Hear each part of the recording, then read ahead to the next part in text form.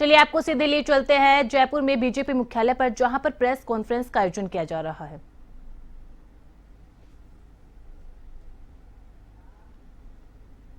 अपेक्षा है भारतीय जनता पार्टी से, इसको लेकर के हम सब युवाओं के बीच में जाएंगे और सरकार की जो योजना है उनको आम जन तक पहुंचाने का काम युवा मोर्चा का कार्यकर्ता करेगा। नव मतदाताओं को भी इसमें संपर्क लेंगे। नव मतदाता अभियान अभी कुछ ही दिन पहले हुआ था, जिसमें राजस्थान पूरे देश के अंदर प्रथम स्थान के ऊपर रहा था और नव मतदाता से भी कनेक्ट करने का काम युवा मोर्चा का कार्यकर्ता करेगा। क्या केंद्र की योजनाओं को पहुंचाने का है, योजनाओं के जरिए युवाओं को जोड़ने का काम? बिल्कुल युवाओं से ज्यादा हम कनेक्ट हो गए और जो सरकार की योजना है, जो आम जनता को फायदा पहुंचाने की योजना है, उन योजनाओं को भी आम जनता तक पहुंचाने का काम करेगी। लोकसभा में युवाओं को मौका दिया जाएगा। ये पार्टी आने वाले लोकसभा चुनाव के अंदर ज्यादा से ज्यादा युवाओं को मौका देगी, ये संगठन ने हमको बताया है।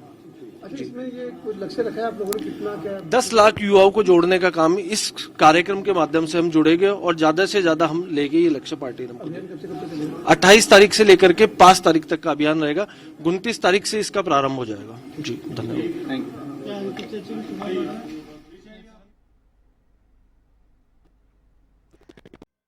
से ही विकसित भारत एम्बेसडर बनने का भी काम आगे बढ़ सकता है और उस विकसित भारत एम्बेसडर बनने के बाद हमारी एक्टिविटीज क्या हैं, वो सारे विषयों को लेकर आज नमो ऐप की कार्यशाला हमारे सोशल मीडिया की टीम ने रखी है और ये लगातार इस दिशा में आईटी और सोशल मीडिया की टीम इस संबंध में अपना काम कर रही है। बाबूलाल राठौड़ ने आरोप लगाए हैं गजेंद्र सिंह शेखावत पे कि काम नहीं कर रहे हैं, मीठी बातें करते हैं। मुझे नहीं लगता कि कोई इस प्रकार की बात है। गजेंद्र सिंह शेखावत जी ने उन्होंने अपने संसदीय कालखंड में दोनों कार्यकाल में उस क्षेत्र के विकास के लिए अनेक आयाम स्थापित किए हैं। सर, सचिन पायलट ने कहा है कि एमयू को लेकर ये जनता को डुबा रहे हैं, ऐसा कुछ भी नहीं हुआ है। अच्छा होता पिछले कालखंड में जो लोगों को गुमराह करने का काम हो रहा था, तब उस समय बोलते पायलट साहब तो अच्छा रहता, क्योंकि सरकार बनने के बाद 5 वर्ष तक जनता को सिर्फ इंतजार कराया, गुमराह किया। मध्य प्रदेश के साथ आप अपने प्लॉट में मकान बना रहे हो, लेकिन साथ वाले प्लॉट का भी आप नक्शा पास करा रहे हो। ये कैसे संभव है बिना मध्य प्रदेश की सहमति के? आप कैसे?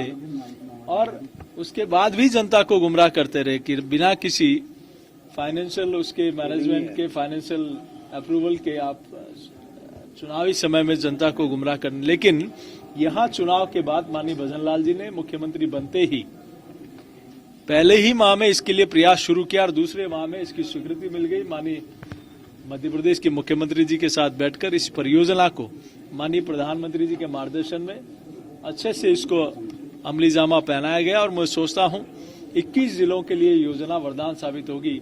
और कांग्रेस की सरकार में कहा था कि 2050 तक इसको पूरा करेंगे, लेकिन ये सरकार प्रयास यही रहेगा कि इसी कालखंड में शुरू हुआ और इसी कालखंड में उस क्षेत्र की जनता को समर्पित हो।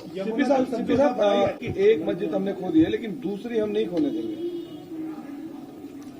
देखिए, ओवैसी जी के बयानों को मैं ज्यादा गंभीर नहीं लेता, क्योंकि जिस प्रकार से देश के लोकतंत्र में संसद के माननीय सांसद हैं, हम इस देश के भारत के निवासी हैं, ऐसे में हमने संसदीय परंपराओं का और सारी चीजों का निर्वहन करते हुए किन शब्दों का इस्तेमाल करना चाहिए, इसमें हमारे देश की जो सनातन संस्कृति रही है, पुराना इतिहास भी उनको देखना चाहिए।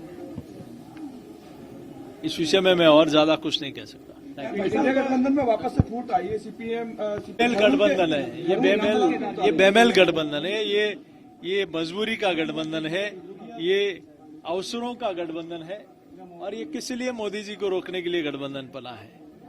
क्या गरीब कल्याण में इतिहास बना इसलिए? क्या 25 करोड़ लोग गरीबी रेखा से बाहर निकल गए इसलिए?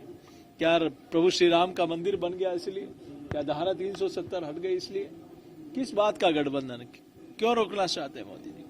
लेकिन देश की जनता ने मन बना लिया है, फिर एक बार मोदी सरकार, उसको आप कभी नहीं मिटा सकते। संकल्प पत्र को लेकर के और जनता के बीच में जाने की तैयारी जल्दी इसकी जानकारी आपको देंगे। हमारी कल दिल्ली में इसकी वर्कशॉप हुई है, हमारी यहाँ भी वर्कशॉप होने के बाद इसकी पूरी जानकारी आपको देंगे। क्या लोकसभा में अकेले लड़ेंगे?